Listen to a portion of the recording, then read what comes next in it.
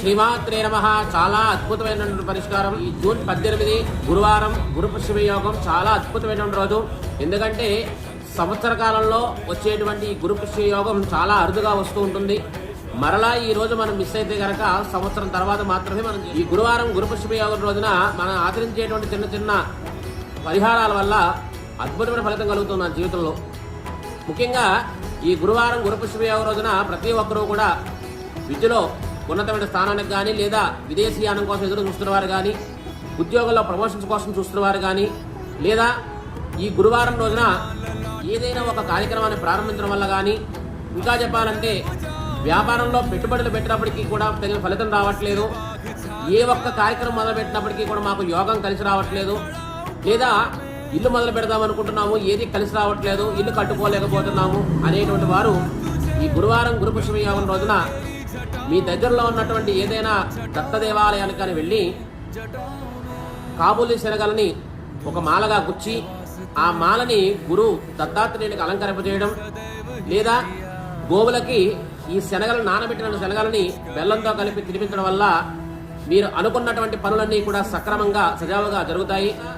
బంగారం కొనాలనుకున్నా, లేదా బట్టలు కొనాలనుకున్నా, పెళ్లిలకు సంబంధించినటువంటి కానీ ఏదైనా శుభకార్యాలు కొనాలనుకున్నటువంటి వస్తువులు ఏవైనా కొనాలనుకున్నా ఈ గురువారం గురు పుష్య యోగం రోజున ప్రారంభించడం వల్ల ఎటువంటి ఆటంకాలు లేకుండా గురువు యొక్క అనుగ్రహంతో దిగ్విజయంగా జరుగుతాయి.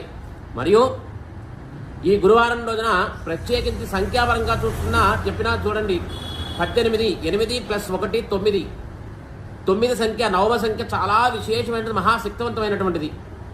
అందులోనూ ఈ గురువారం రోజున అందరూ కూడా ప్రత్యేకించి పసుపు రంగు వస్త్రాలు ధరించడం, మరియు ఎవరైనా మీ గురువులకు కానీ, లేదా ఏదైనా పెద్దవారికి కానీ బట్టలు పెట్టాలని అనుకున్నా పసుపు రంగు వస్త్రాలని మీ గురువులకు సమర్పించండి.